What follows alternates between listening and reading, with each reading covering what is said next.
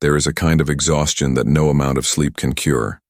It's the weariness that comes from doing everything right, yet still feeling wrong, from taking action and watching nothing move, from chasing goals and feeling more empty with each achievement.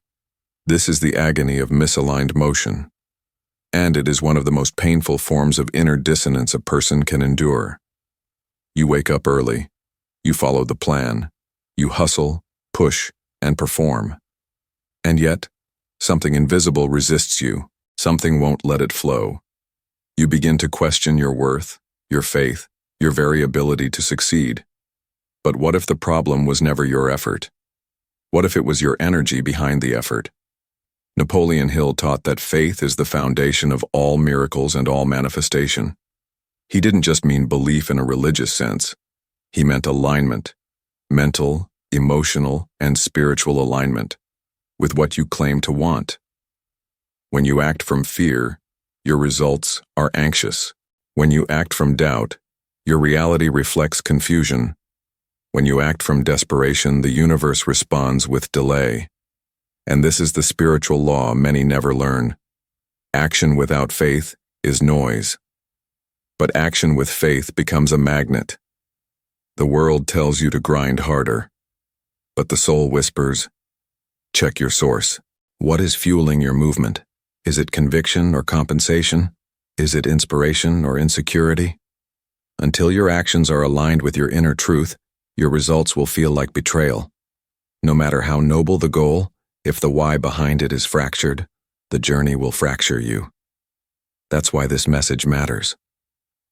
Because you were not born to burn out while trying to be someone. You were born to move with God, and to let your motion be the mirror of your belief. Most people live caught between two invisible prisons. The first is the fear of inaction, that if they don't constantly do, they will be forgotten, fall behind, or fail entirely. The second is the fear of surrender, that if they trust too much, they'll lose control of everything they've tried so hard to build. So they run, they strive, they perform, and all the while, they are disconnected from the source that gives power to all things. Faith-aligned action is not passive. It is not waiting for a sign in the sky. It is motion infused with meaning. It is discipline empowered by divinity. It is a strategy directed by your soul, not your survival mode. Napoleon Hill called it definiteness of purpose, and without it, even the most productive person becomes spiritually poor. This is why you feel tired when you shouldn't. Why you finish a project but feel nothing inside. Why you climb a ladder only to realize it was leaning on the wrong wall. Because it was action, but not aligned. It was work, but not worship. When your actions contradict your beliefs, your soul rebels. When your movement ignores your mission, your spirit shuts down. You were designed for congruence. And until your actions match the voice of your inner guidance, you will continue to build castles that collapse. Not because you were weak, but because you were unaligned. The shift begins when you stop asking, what should I do? And start asking, what feels like obedience to who I was created to be? Faith-aligned action is not just about achieving. It's about remembering. Remembering that you are not a machine trying to produce results. You are a vessel, called to channel something far greater than your own willpower. And when your thoughts, your emotions, and your decisions begin to echo that deeper calling, you stop forcing life to happen. You become the space where life happens through you. Long before neuroscience caught up with spiritual truth, Napoleon Hill was already declaring a principle that would shake the foundations of mediocrity. Whatever the mind can conceive and believe, it can achieve. At first glance, this sounds poetic, maybe even cliché. But to the initiated, this is not just a quote. It is a law. An invisible force that governs the difference between wishing and becoming. Hill understood something that most people never realize. You do not receive what you want. You receive what you believe. And belief is not passive. It is a spiritual agreement, a subconscious decision to claim something as real before it appears. To align your emotional frequency with a future reality, until that reality has no choice but to respond. This is why so many fail, despite working tirelessly, because deep beneath their ambition is a contradiction. They want abundance, but they believe they are unworthy. They ask for opportunities, but expect rejection. They declare faith, but prepare for disappointment. And the universe listens not to your lips, but to your alignment. This is the wisdom hill embedded in every line of Think and Grow Rich. It wasn't just a book about money, it was a map for magnetism, a sacred invitation to become the vibrational match to your divine inheritance. Because when your thoughts are rooted in truth, your actions are fueled by trust, and your results are no longer forced. They are drawn. Belief is the bridge between the invisible and the tangible, and unless you walk that bridge, you will keep repeating patterns that have nothing to do with your potential and everything to do with your inner programming.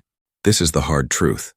Until you believe differently, you will continue to live exactly as you do now, no matter how hard you try to change.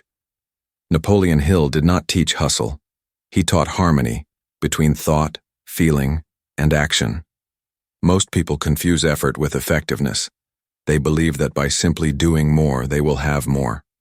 But Hill warned that effort without direction is sabotage disguised as work. You see, thoughts are not idle. They are blueprints. Every single one is a seed, and every seed has a harvest. If your dominant thoughts are fear, your life will bear fruit that reflects fear. If your internal dialogue is filled with scarcity, your outer world will echo lack, even when money is present. This is why some people sabotage success when it finally arrives, because their inner world was never prepared to hold what their actions achieved. Hill emphasized the power of autosuggestion, the act of intentionally planting truth into your subconscious until it becomes the default operating system. He understood that the battle is never out there. It's always in the dialogue you entertain when no one is watching. That sacred space where your faith either gets rehearsed or replaced. This is why aligning your action to your belief isn't optional. It's foundational, because the universe doesn't respond to occasional inspiration. It responds to consistent vibration. And the most powerful vibration of all is when your thoughts, your words, and your behaviors are all saying the same thing. That's when the heavens open. That's when doors unlock without you touching them. That's when people start saying things like, "You're so lucky." But it's not luck. It's law. The law of belief in motion. So now the question becomes, what are your daily thoughts training your life to become? What inner story are your outer actions secretly serving? Until that story changes, nothing else truly can.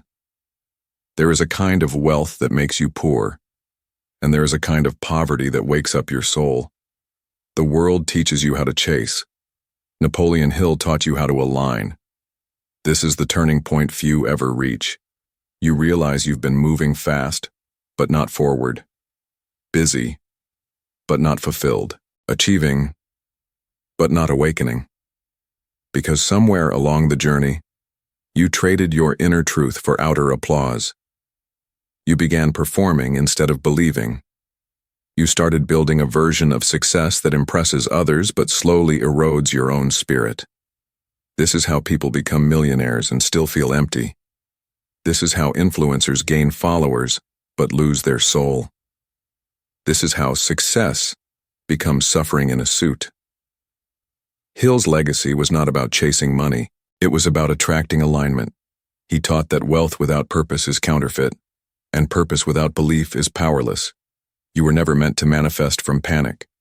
You were meant to create from presence. But presence requires silence. It requires truth. It requires looking in the mirror and asking, is the life I'm building actually mine? Or is it a mask stitched together by fear and comparison? Most never stop long enough to ask. They stay distracted, constantly busy, addicted to movement, but allergic to stillness. Because stillness is where truth begins to speak. And for many, that truth is terrifying. But here's the secret. You cannot attract what you secretly resent. You cannot sustain what you do not respect. And you will never fully receive what you are afraid to become. That's why your relationship with success must be healed, not just strategized. Because if your definition of wealth is borrowed, so will be your destiny. There comes a moment in every visionary's journey when silence becomes the strategy. Napoleon Hill understood this. He knew that the mind cannot be renewed in chaos. That clarity is not found in the noise of the world, but in the inner sanctuary of stillness. You cannot hear divine guidance while constantly responding to external demands.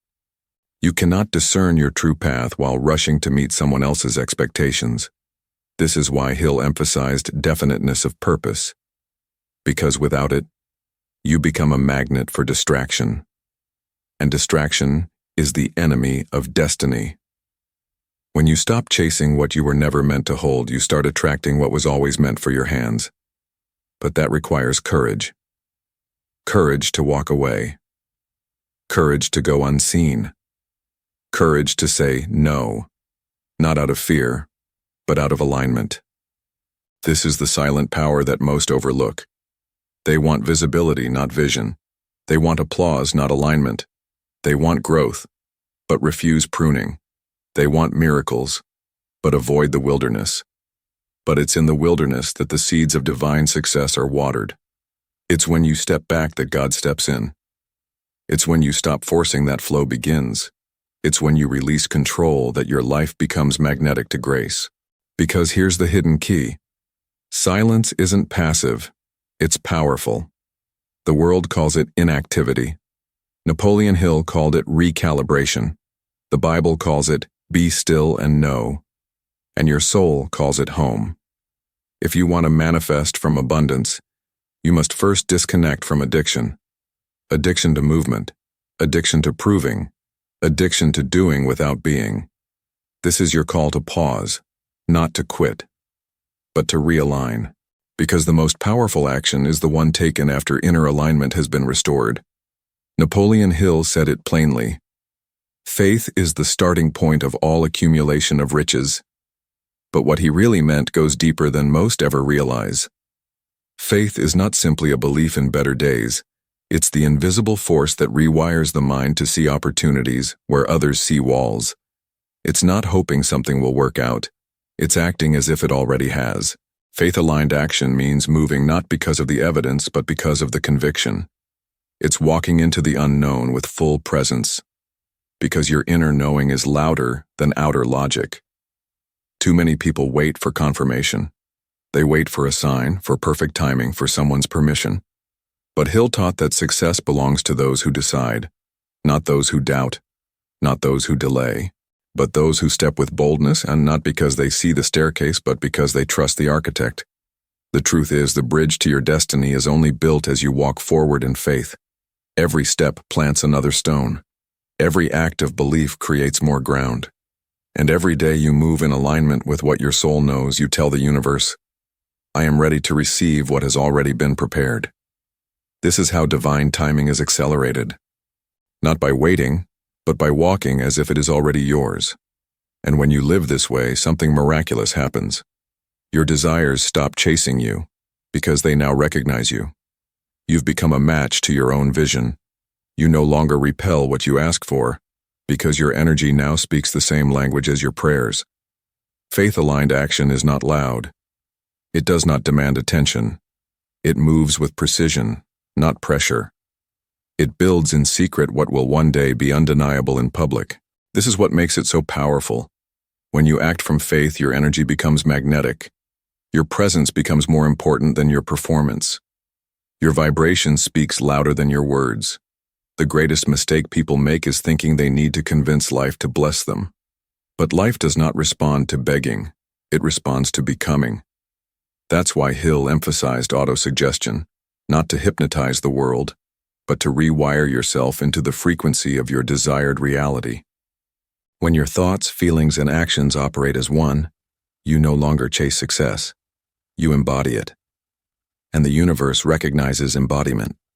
It knows when you are pretending. It knows when you are performing. It knows when you are pushing from lack instead of flowing from overflow. This is why action without faith creates burnout, but action rooted in belief creates momentum. It is the sacred difference between force and flow. The moment you stop hustling to earn your worth and start acting because you know your worth, everything changes. Doors open, people appear, Ideas arrive. Provision finds you. Because divine timing is not just about when things happen. It's about who you are when they do. God doesn't delay to punish you. He delays to prepare you, to align your inner world with the outer blessings, to ensure that what you receive will not destroy you, but sustain you. So if you feel things taking time, pause the panic and ask yourself, am I truly acting from faith or just moving out of fear? Because when faith takes the lead, you don't just get what you want. You become someone who can carry it. Every result you're praying for is not outside of you. It's encoded within who you are becoming. This is one of the most misunderstood truths in personal growth. People think they're waiting on results, but results are waiting on identity. Napoleon Hill didn't say think and wish. He said think and grow. Growth is a process. Growth requires pressure, and pressure is not punishment. It's preparation. The wealth you desire, the peace you long for, the doors you want opened, they're all aligned to the version of you that your current self is still maturing into. This is why faith-aligned action is not about fast results. It's about consistent congruence. Each time you show up in silence, each time you act without applause, each time you choose alignment over approval, you're not being ignored. You're being refined. And this refinement is holy, because the most powerful blessings are not rushed. They are revealed, layer by layer, step by step, until the you that asked is the you that can actually hold it. This is why some things don't happen right away, not because you're doing it wrong, but because you're still being built. And what God builds, He builds to last. There comes a moment in your journey when striving ends, not because you've stopped dreaming, but because you've stopped doubting. You no longer need to prove. You no longer need to perform. You simply become. This is the space where rewards flow quietly, not with fireworks, but with fruit. Your relationships deepen. Your mind becomes clear. Your time multiplies. Your peace becomes non-negotiable. You stop chasing results. You start recognizing how aligned you've already become. Napoleon Hill taught that success is not accidental. It's not random. It's not about luck. It's a natural consequence of thoughts that are mastered, beliefs that are rooted, and actions that are consistent with both. The invisible shifts you've been making, they matter. The self-control when no one is watching, the discipline to hold your vision in storms, the courage to walk alone when the crowd doesn't understand. These are not empty sacrifices. They are seeds, and they are growing, even in silence. Do not despise your quiet season. It is where strength is forged. You are not behind. You are in alignment, and that alignment is the magnet of miracles. Faith-aligned action plants the roots, patience waters them, and divine timing brings the harvest. Right on time, never early, never late. So breathe. You're not being overlooked. You're being prepared for a reward that won't need to be explained, may only lived. If you've come this far, it means something inside you is awakening. Not just your ambition, but your awareness. Not just your goals, but your grounding. Not just what you want to get, but who you're ready to become. Because there comes a moment in every soul's journey where the old version of success starts to feel small, and the deeper calling of purpose becomes louder than all the noise. You no longer want just external proof. You crave internal peace. You long for a kind of wealth that can't be stolen, for a confidence that doesn't need applause, for an identity that's rooted in something far greater than performance. This is the essence of faith-aligned living. It's when your mind stops running in circles and begins to move in alignment.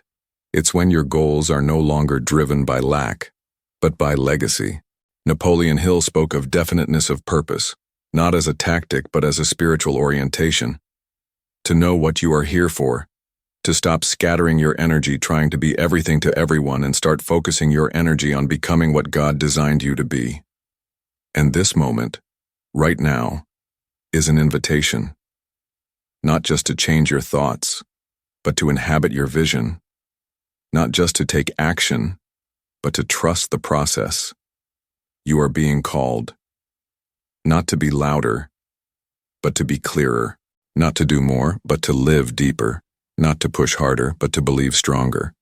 Because in a world obsessed with visible success, your power will come from the invisible alignment within you. You don't need more information. You need permission from within to begin. Permission to stop shrinking. Permission to stop overthinking. Permission to step forward. Not when it's perfect, but when it's aligned. Faith-aligned action is not a performance. It's a prayer in motion. It's when you act because you believe, not because you're trying to be seen. And when you move from that place, miracles don't just happen, they become natural. This is your moment to say yes, not to noise, not to pressure, not to ego, but to the vision that God has placed inside you. A vision that requires your whole self, not your doubt, not your fear, not your excuses, but your devotion. You've heard the message. Now the question is, will you walk in it? If this message lit something inside you, if it reminded you of who you are and what you're here for, then write this in the comments below to seal it in your soul. I act with faith, even before the evidence. Let these words be your compass. Let your alignment be your legacy. And let the silence between action and result be your most powerful agreement with God. The world may not see it yet, but heaven already does.